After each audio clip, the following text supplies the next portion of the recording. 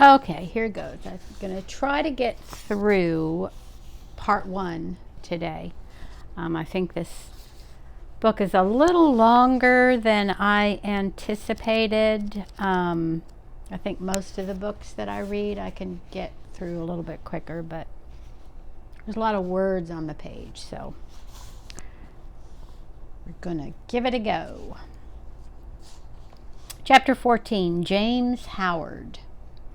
One morning, early in December, John had just led me into my box after my daily exercise, and was strapping my cloth on, and James was coming in from the corn chamber with some oats, when the master came into the stable. He looked rather serious, and held an open letter in his hand. John fastened the door of my box, touched his cap, and waited for orders. "Good morning, John," said the master. "I want to know if you have any complaint to make of James." "Complaint, sir?" "No, sir." "Is he industrious at work and respectful to you?" "Yes, sir, always." "You never find he slights his work when your back is turned?" "Never, sir." "That's well. But I must put another question. Have you any reason to suspect that when he goes out with the horses to exercise them or to take a message, he stops about talking to his acquaintances or goes into houses where he has no business, leaving the horses outside?" "No, sir, certainly not. And if anybody has been saying that about James, I don't believe it. And I don't mean to believe it unless I have it fairly proved before witnesses. It's not for me to say who has been trying to take away James's character, but I will say this, sir, that a steadier, pleasanter, honester, smarter young fellow I never had in this stable. I can trust his word, and I can trust his works. He is gentle and clever with the horses, and I would rather have them in his charge than in that of half the young fellows I know in laced hats and liveries. And whoever wants a character of James Howard," said John with a decided jerk of his head, "let them come to John Manley." The master stood all this time grave and attentive, but as John finished his speech a broad smile spread over his face, and looking kindly across at James, who all this time had stood still at the door, he said, "James, my lad, set down the oats and come here. I am very glad to find that John's opinion of your character agrees so exactly with my own.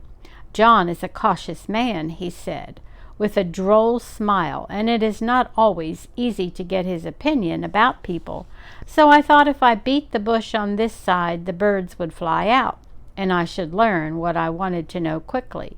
So now we will come to business.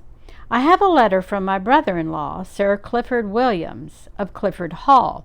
He wants me to find him a trustworthy young groom, about 20 or 21, who knows his business. His old coachman, who has lived with him 30 years, is getting feeble, and he wants a man to work with him and get into his ways who would be able, when the old man was pensioned off, to step into his place.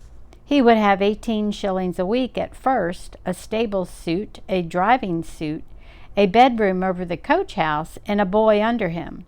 Sir Clifford is a good master, and if you could get the place, it would be a good start for you. I don't want to part with you, and if you left us, I know John would lose his right hand."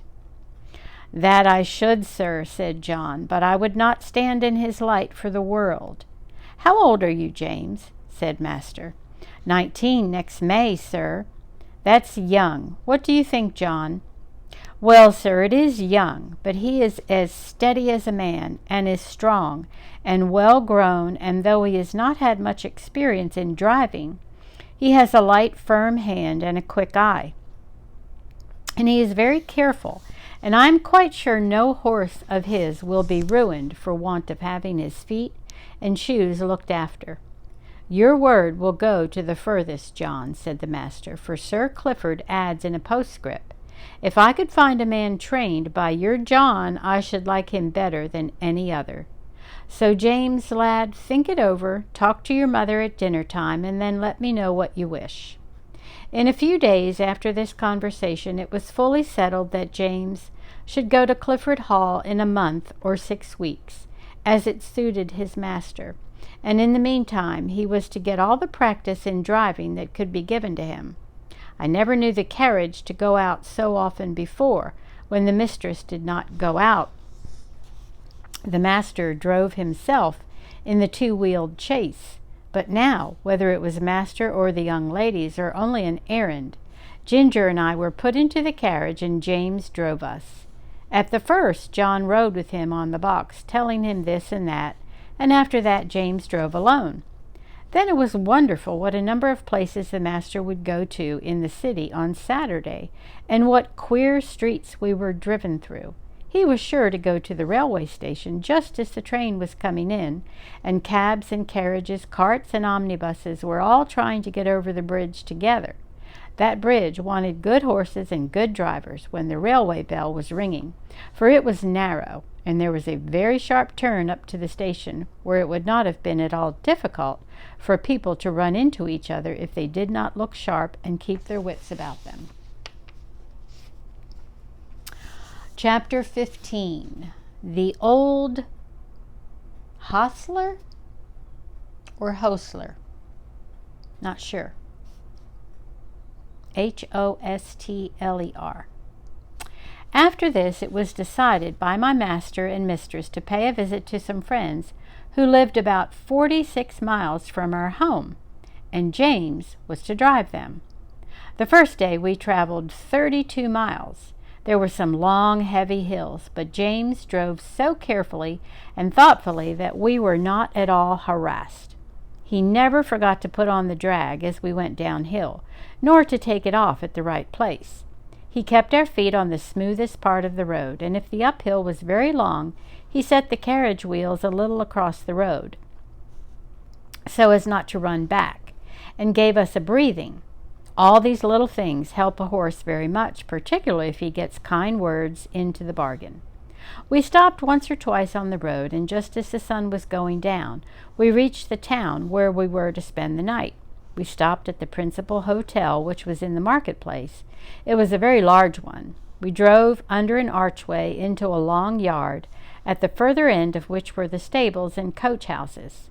2 hostlers, I'm not sure how to say this. I'm just going to say hostlers. I'm going to say hostlers. Came to take us out. The head hostler was a pleasant, active little man with a crooked leg and yellow striped waistcoat. I never saw a man unbuckle harness so quickly as he did, and with a pat and a good word, he led me to a long stable with 6 or 8 stalls in it, and 2 or 3 horses. The other man brought Ginger. James stood by while we were rubbed down and cleaned. I never was cleaned so lightly and quickly as by that little old man. When he had done, James stepped up and felt me over as if he thought I could not be thoroughly done, but he found my coat as clean and smooth as silk. "Well," he said, "I thought I was pretty quick, and our John quicker still, but you do beat all I ever saw for being quick and thorough at the same time." "Practice makes perfect," said the crooked little hostler, "and 'twould be a pity if it didn't. 40 years' practice and not perfect? Ha ha, that would be a pity. And as to being quick, why, bless you, that is only a matter of habit. If you get into the habit of being quick, it is just as easy as being slow. Easier, I should say, in fact. It don't agree with my health to be hawking about over a job twice as long as it need take. Bless you, I couldn't whistle if I crawled over my work as some folks do. You see, I have been about horses ever since I was 12 years old, in hunting stables and racing stables, and being small, you see, I was jockey for several years. But at the Goodwood, you see, the turf was very slippery, and my poor larkspur got a fall, and I broke my knee, and so, of course, I was of no more use there. But I could not live without horses. Of course I couldn't. So I took to the hotels, and I can tell you it is a downright pleasure to handle an animal like this. Well-bred, well-mannered, well cared for, bless ye. I can tell how a horse is treated. Give me the handling of a horse for 20 minutes, and I'll tell you what sort of a groom he has had. Look at this one, pleasant, quiet, turns about just as you want him, holds up his feet to be cleaned out, or anything else you please to wish. Then you'll find another, fidgety, fretty, won't move the right way, or starts across the stall, tosses up his head as soon as you come near him, lays his ears, and seems afraid of you, or else squares about at you with his heels. Poor things! I know what sort of treatment they have had. If they are timid, it makes them start or shy. If they are high-mettled, it makes them vicious or dangerous. Their tempers are mostly made when they are young. Bless you, they are like children. Train 'em up in the way they should go, as the good book says, and when they are old, they will not depart from it. If they have a chance, that is. I like to hear you talk, said James. That's the way we lay it down at home, at our master's. Who is your master, young man? If it be a proper question, I should judge he is a good one from what I see. He is Squire Gordon of Birtwick Park, the other side of the Beacon Hills, said James. Ah, so, I have heard tell of him. Fine judge of horses, ain't he? The best rider in the county? I believe he is, said James, but he rides very little now since the poor young master was killed. Ah, poor gentleman! I read all about it in the paper at the time. A fine horse killed, too, wasn't there? Yes, said James. He was a splendid creature, brother to this one, and just like him. Pity, pity, said the old man. 'Twas a bad place to leap. If I remember, a thin fence at top, a steep bank down to the stream, wasn't it? No chance for a horse to see where he is going. Now, I am for bold riding as much as any man, but still there are some leaps that only a very knowing old huntsman has any right to take. A man's life and a horse's life are worth more than a fox's tail. At least I should say they ought to be. During this time the other man had finished ginger and had brought our corn, and James and the old man left the stable together. Chapter 16. The Fire. Later on in the evening, a traveler's horse was brought in by the second hostler, and while he was cleaning him, a young man with a pipe in his mouth lounged into the stable to gossip. I say, Towler, said the hostler, just run up the ladder into the loft and put some hay down into the horse's rack, will you? Only lay down your pipe. All right, said the other, and went up through the trap door, and I heard him step across the floor overhead and put down the hay.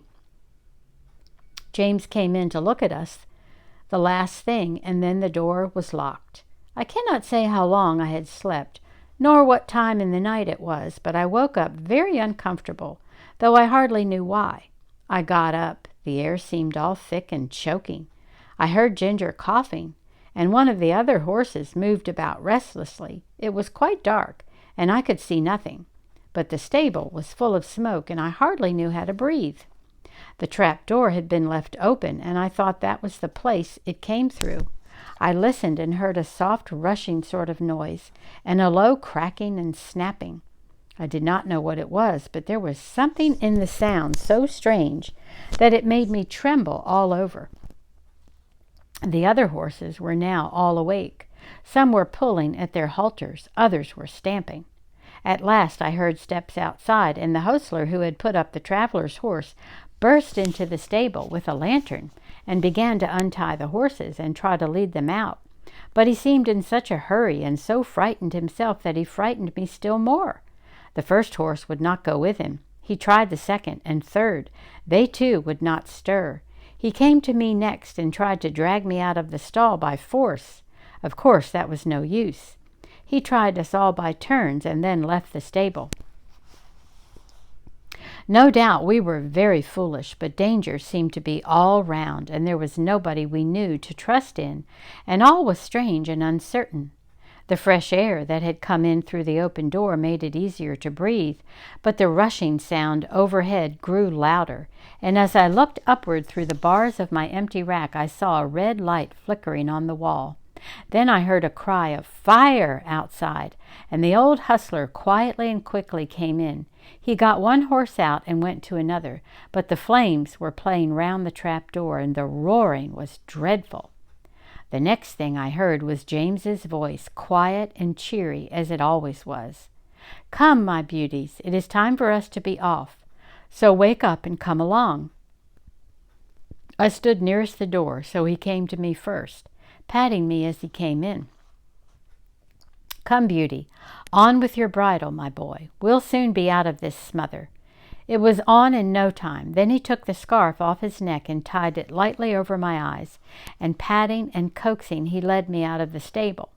Safe in the yard, he slipped the scarf off my eyes and shouted, "Here, somebody, take this horse while I go back for the other."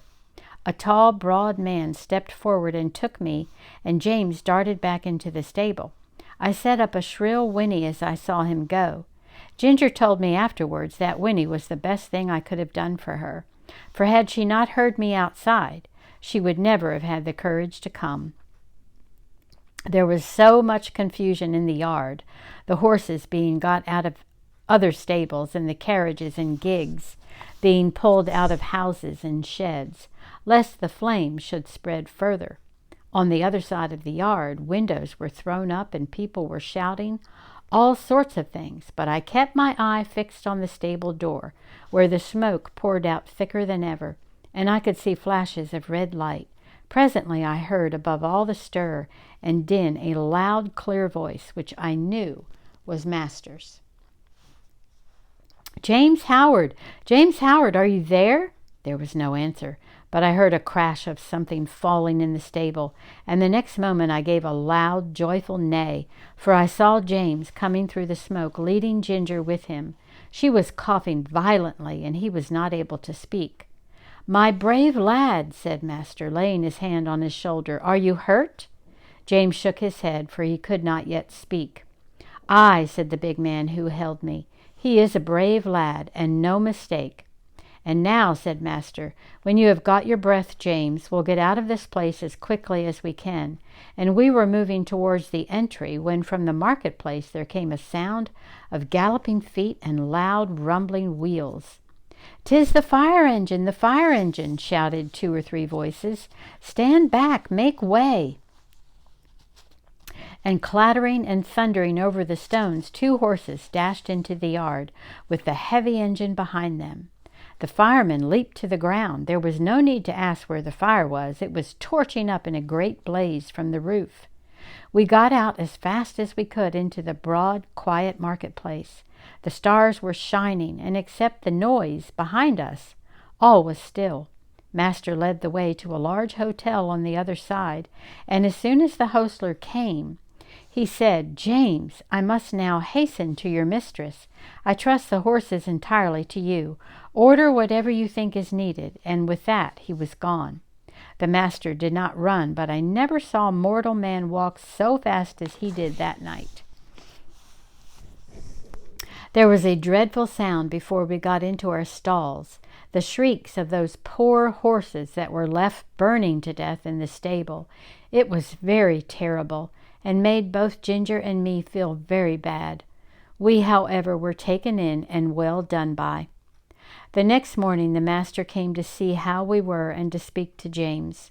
I did not hear much, for the hostler was rubbing me down, but I could see that James looked very happy, and I thought the master was proud of him. Our mistress had been so much alarmed in the night that the journey was put off till the afternoon, so James had the morning on hand and went first to the inn to see about our harness and the carriage, and then to hear more about the fire. When he came back, we heard him tell the hostler about it. At first, no one could guess how the fire had been caused, but at last a man said he saw Dick Towler go into the stable with a pipe in his mouth, and when he came out he had not one, and went to the tap for another. Then the under-hostler said he had asked Dick to go up the ladder to put down some hay, but told him to lay down his pipe first. Dick denied taking the pipe with him, but no one believed him. I remember our John Manley's rule never to allow a pipe in the stable, and thought it ought to be the rule everywhere. James said the roof and floor had all fallen in, and that only the black walls were standing. The 2 poor horses that could not be got out were buried under the burned rafters and tiles.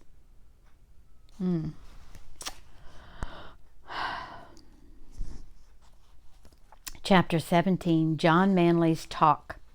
The rest of our journey was very easy, and a little after sunset we reached the house of my master's friend.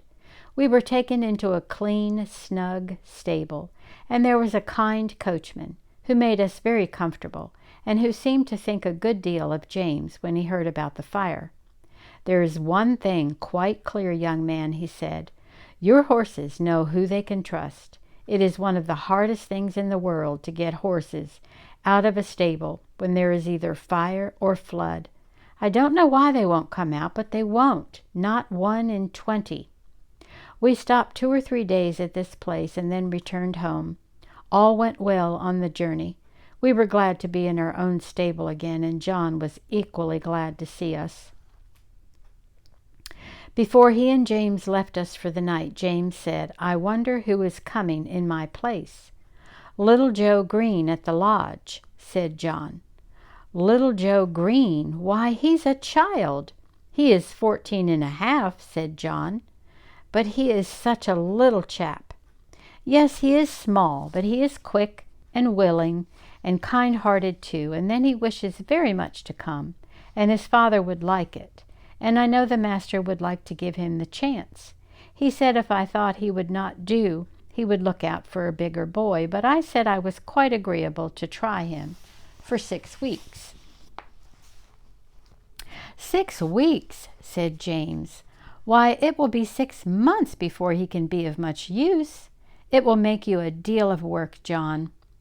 Well, said John with a laugh, work and I are very good friends. I never was afraid of work yet. You are a very good man, said James. I wish I may ever be like you. I don't often speak of myself, said John, but as you are going away from us into the world to shift for yourself, I'll just tell you how I took on these things.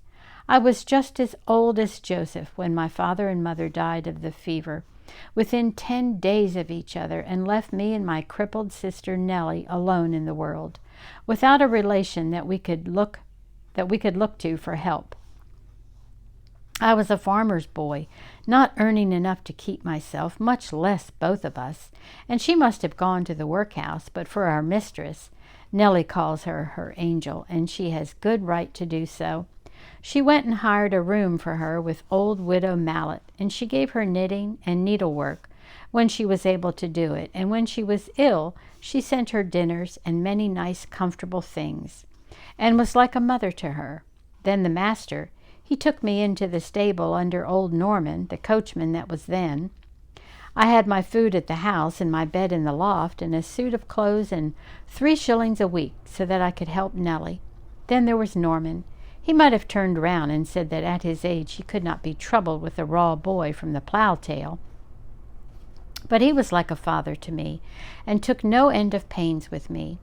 When the old man died some years after, I stepped into his place, and now of course I have top wages, and can lay by for a rainy day or a sunny day, as it may happen, and Nellie is as happy as a bird.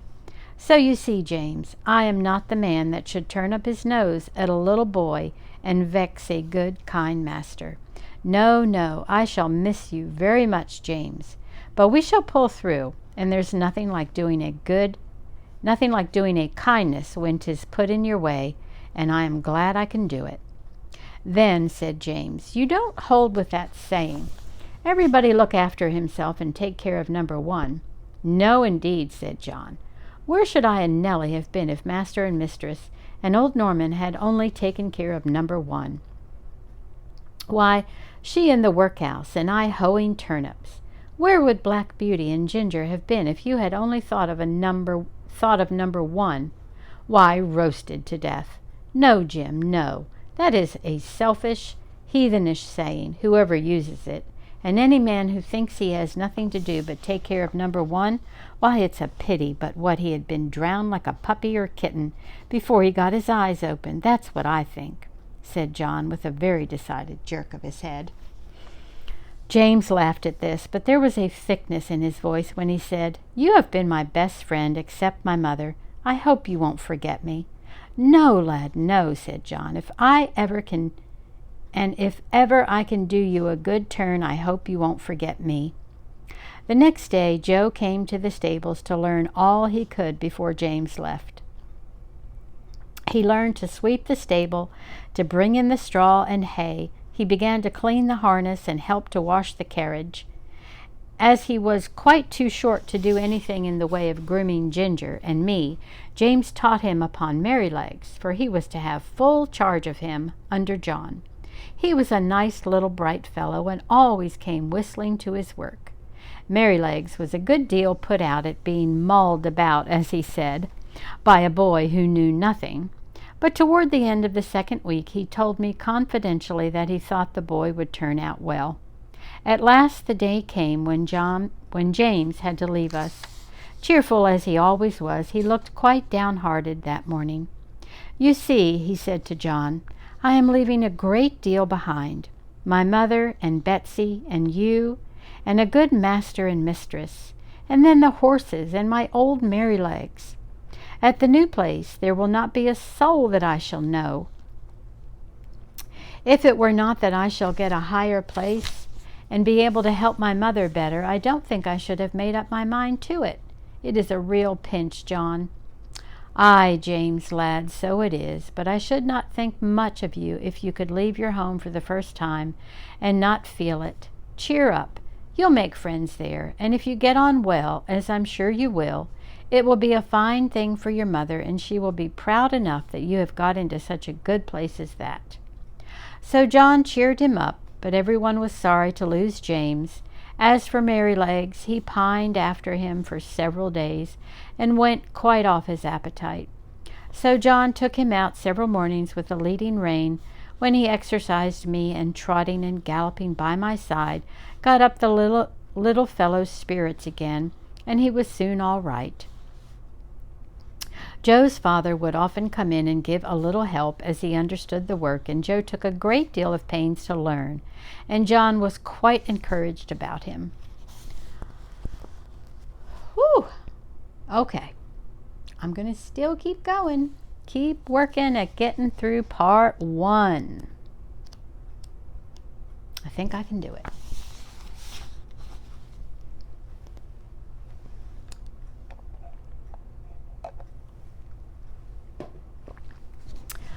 Chapter 18. Going for the Doctor. One night, a few days after James had left, I had eaten my hay and was lying down in my straw fast asleep when I was suddenly roused by the stable bell ringing very loud.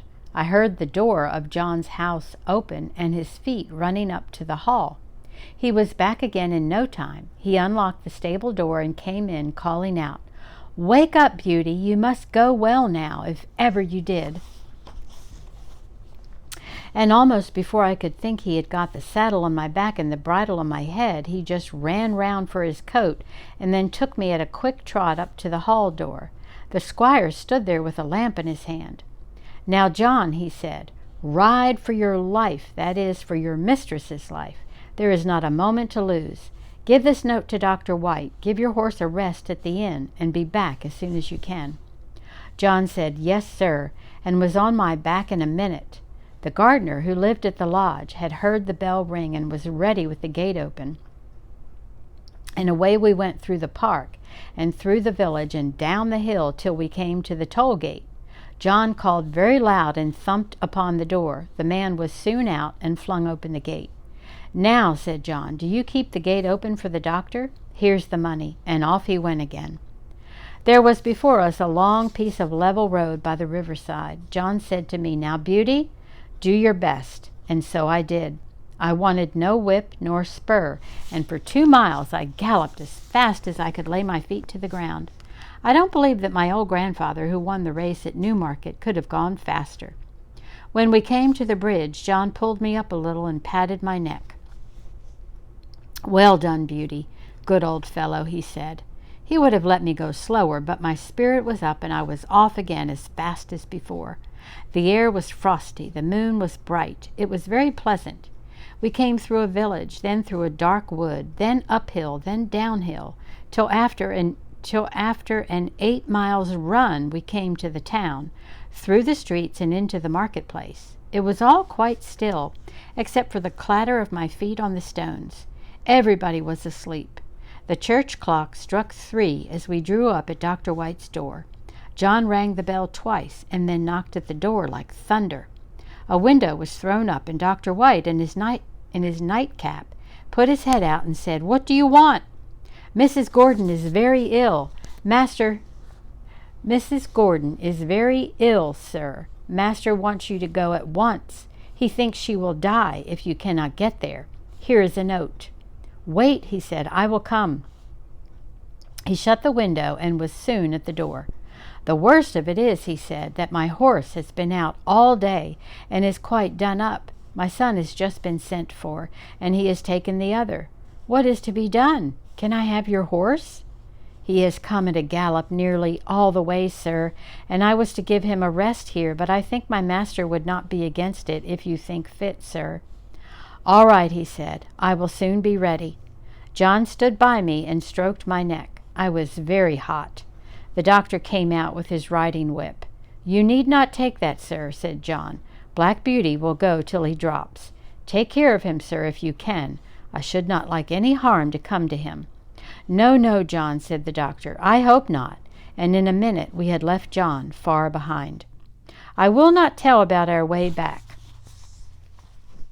The doctor was a heavier man than John, and not so good a rider. However, I did my very best. The man at the toll gate had it open.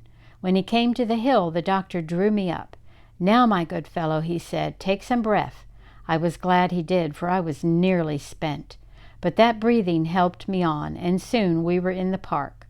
Joe was at the lodge gate. My master was at the hall door, for he had heard us coming. He spoke not a word.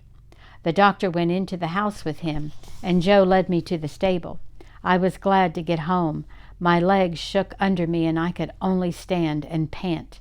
I had not a dry hair on my body. The water ran down my legs, and I steamed all over. Joe used to say, "like a pot on the fire." Poor Joe! He was young and small, and as yet he knew very little. And his father, who would have helped him, had been sent to the next village. But I am sure he did the very best he knew. He rubbed my legs and my chest, but he did not put my warm cloth on me. He thought I was so hot I should not like it. Then he gave me a pail full of water to drink. It was cold and very good, and I drank it all. Then he gave me some hay and some corn, and thinking he had done right, went away. Soon I began to shake and tremble, and turned deadly cold. My legs ached, my loins ached, and my chest ached, and I felt sore all over. Oh, how I wished for my warm, thick cloth as I stood and trembled. I wished for John, but he had 8 miles to walk. So I lay down in my straw and tried to go to sleep. After a long while I heard John at the door. I gave a low moan, for I was in great pain. He was at my side in a moment, stooping down by me. I could not tell him how I felt, but he seemed to know it all. He covered me up with 2 or 3 warm cloths and then ran to the house for some hot water. He made me some warm gruel, which I drank, and then I think I went to sleep. John seemed to be put out. I heard him say to himself over and over again, "Stupid boy, stupid boy. No cloth put on, and I dare say the water was cold too. Boys are no good." But Joe was a good boy after all. I was now very ill. A strong inflammation had attacked my lungs, and I could not draw my breath without pain. John nursed me night and day. He would get up 2 or 3 times in the night to come to me. My master, too, often came to see me. "My poor Beauty," he said one day. "My good horse, you saved your mistress's life. Beauty, yes, you saved her life." I was very glad to hear that, for it seems the doctor had said if we had been a little longer it would have been too late. John told my master he never saw a horse go so fast in his life. It seemed as if the horse knew what was the matter. Of course I did, though John thought not. At least I knew as much as this, that John and I must go at the top of our speed, and that it was for the sake of the mistress. Chapter 19. Only Ignorance. I do not know how long I was ill. Mr. Bond, the horse doctor, came every day. One day he bled me. John held a pail for the blood. I felt very faint after it, and thought I should die, and I believe they all thought so too. Ginger and Merrylegs had been moved into the other stable, so that I might be quiet, for the fever made me very quick of hearing. Any little noise seemed quite loud, and I could tell everyone's footsteps going to and from the house. I knew all that was going on. One night John had to give me a draught. Thomas Green came in to help him. After I had taken it and John had made me as comfortable as he could, he said he should stay half an hour to see how the medicine settled. Thomas said he would stay with him, so they went and sat down on a bench that had been brought into Merrylegs' stall, and put down the lantern at their feet that I might not be disturbed with the light. For a while both men sat silent, and then Tom Green said in a low voice, "I wish, John, you'd say a bit of a kind word to Joe. The boy is quite broken-hearted. He can't eat his meals, and he can't smile. He says he knows it was all his fault, that he is sure he did the best he knew, and he says if Beauty dies, no one will ever speak to him again. It goes to my heart to hear him. I think you might give him just a word. He is not a bad boy." After a short pause, John said slowly, "You must not be too hard upon me, Tom. I know he meant no harm. I never said he did. I know he is not a bad boy, but you see I am sore myself. That horse is the pride of my heart, to say nothing of his being such a favorite with the master and mistress, and to think that his life may be flung away in this manner is more than I can bear.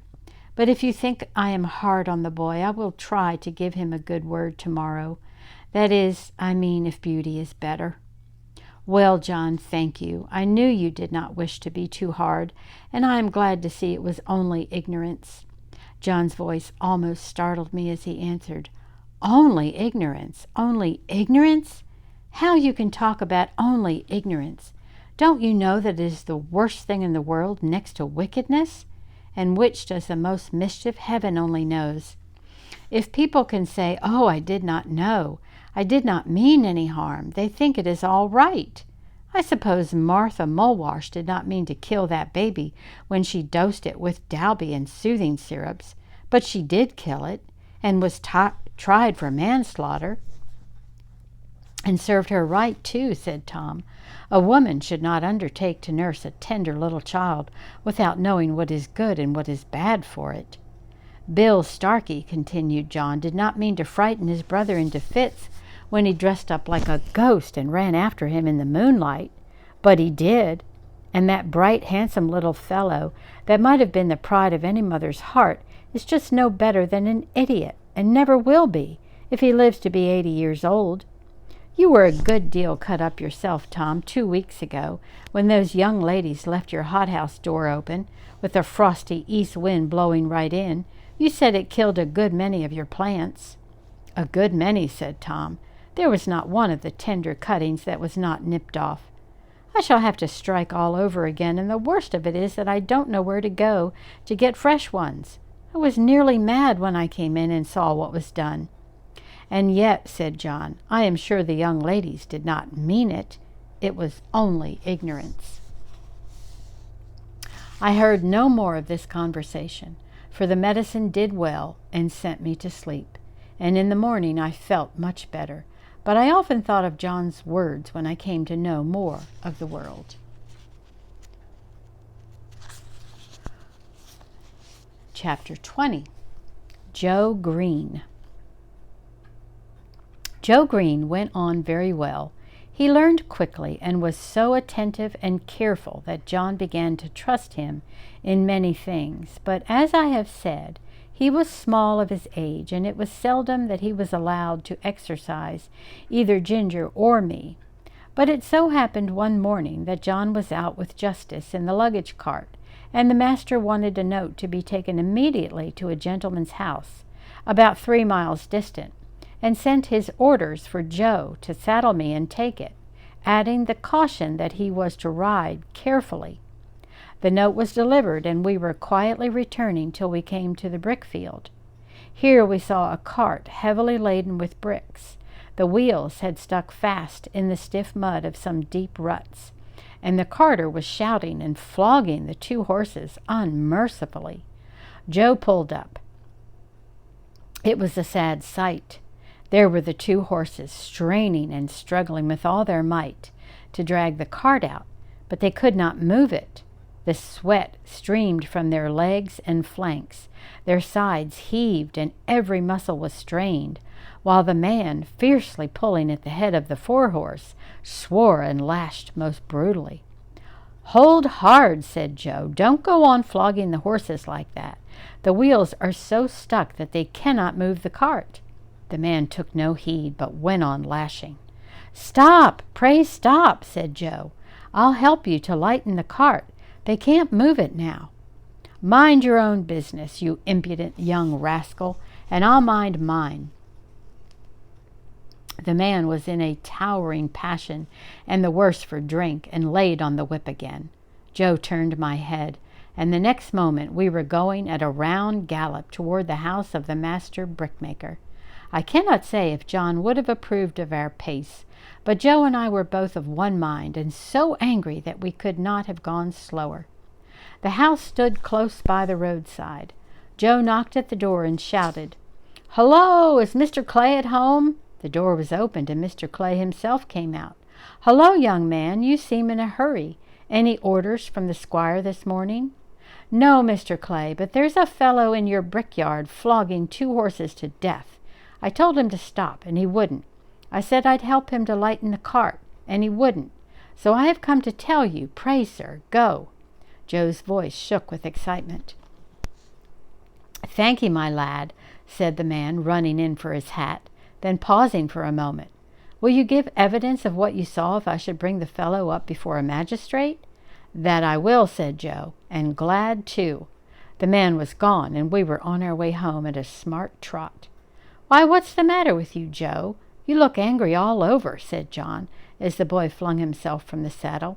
"I am angry all over, I can tell you," said the boy, and then in hurried, excited words he told all that had happened.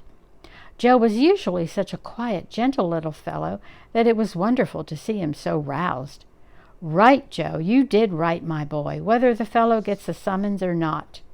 Many folks would have ridden by and said 'twas not their business to interfere. Now I say that with cruelty and oppression it is everybody's business to interfere when they see it. You did right, my boy."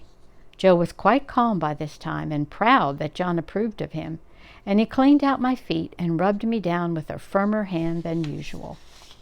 They were just going home to dinner when the footman came down to the stable to say that Joe was wanted directly in master's private room. There was a man brought up for ill-using horses, and Joe's evidence was wanted. The boy flushed up to his forehead, and his eyes sparkled. "They shall have it," said he. "Put yourself a bit straight," said John. Joe gave a pull at his necktie and a twitch at his jacket, and was off in a moment. Since our master was one of the county magistrates, cases were often brought to him to settle, or say what should be done. In the stable we heard no more for some time, as it was the men's dinner hour, but when Joe came next into the stable I saw he was in high spirits. He gave me a good-natured slap and said, "We won't see such things done, will we, old fellow?" We heard afterwards that he had given his evidence so clearly, and the horses were in such an exhausted state, bearing marks of such brutal usage, that the carter was committed to take his trial and might possibly be sentenced to 2 or 3 months in prison. It was wonderful what a change had come over Joe. John laughed and said he had grown an inch taller in that week, and I believe he had. He was just as kind and gentle as before, but there was more purpose and determination in all that he did, as if he had jumped all at once from a boy into a man. Chapter 21. The Parting. I had now lived in this happy place 3 years, but sad changes were about to come over us. We heard from time to time that our mistress was ill. The doctor was often at the house, and the master looked grave and anxious. Then we heard that she must leave her home at once and go to a warm country for 2 or 3 years. The news fell upon the household like the tolling of a death bell. Everybody was sorry, but the master began directly to make arrangements for breaking up his establishment and leaving England. We used to hear it talked about in our stable. Indeed, nothing else was talked about. John went about his work silent and sad, and Joe scarcely whistled. There was a great deal of coming and going. Ginger and I had full work. The first of the party who went were Miss Jessie and Flora with their governess. They came to bid us good-bye. They hugged poor Merrylegs like an old friend, and so indeed he was. Then we heard what had been arranged for us. Master had sold Ginger and me to his old friend, the Earl of W. I'm not sure why the full word is not there, but maybe we'll find out. For he thought we should have a good place there. Merrylegs he had given to the vicar, who was wanting a pony for Mrs. Blomefield. But it was on the condition that he should never be sold, and when he was past work, that he should be shot and buried. Oh, my goodness. Joe was engaged to take care of him and to help in the house, so I thought that Merrylegs was well off. John had the offer of several good places, but he said he should wait a little and look around. The evening before they left, the master came into the stable to give some directions and to give his horses the last pat. He seemed very low-spirited. I knew that by his voice. I believe we horses can tell more by the voice than many men can. "Have you decided what to do, John?" he said. "I find you have not accepted any of those offers." "No, sir. I have made up my mind that if I could get a situation with some first-rate colt breaker and horse trainer, that it would be the right thing for me. Many young animals are frightened and spoiled by wrong treatment, which need not be if the right man took them in hand. I always get on well with horses, and if I could help some of them to a fair start, I should feel as if I was doing some good. What do you think of it, sir?" "I don't know a man anywhere," said Master, "that I should think so suitable for it as yourself. You understand horses, and somehow they understand you. And in time you might set up for yourself. I think you could not do better. If in any way I can help you, write to me. I shall speak to my agent in London and leave your character with him." Master gave John the name and address, and then he thanked him for his long and faithful service. But that was too much for John.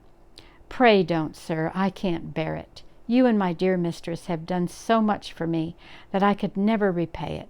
But we shall never forget you, sir, and please God, may we some day see mistress back again like herself. We must keep up hope, sir." Master gave John his hand, but he did not speak, and they both left the stable. The last sad day had come. The footman and the heavy luggage had gone off the day before, and there was only master and mistress and her maid. Ginger and I brought the carriage up to the hall door for the last time. The servants brought out cushions and rugs and many other things, and when all were arranged, Master came down the steps carrying the mistress in his arms. I was on the side next the house and could see all that went on. He placed her carefully in the carriage while the house servants stood round crying. "Good-bye again," he said. "We shall not forget any of you." And he got in. "Drive on, John." Joe jumped up, and we trotted slowly through the park and through the village, where the people were standing at their doors, to have a last look and to say, "God bless them." When we reached the railway station, I think mistress walked from the carriage to the waiting room. I heard her say in her own sweet voice, "Good-bye, John. God bless you." I felt the rein twitch, but John made no answer. Perhaps he could not speak. As soon as Joe had taken the things out of the carriage, John called him to stand by the horses while he went on the platform. Poor Joe! He stood close up to our heads to hide his tears. Very soon the train came puffing up into the station. Then 2 or 3 minutes, and the doors were slammed to. The guard whistled, and the train glided away, leaving behind it only clouds of white smoke and some very heavy hearts. When it was quite out of sight, John came back. "We shall never see her again," he said. "Never." He took the reins, mounted the box, and with Joe drove slowly home. But it was not our home now. That is the end of part 1. So to be continued, starting with part 2. Until next time.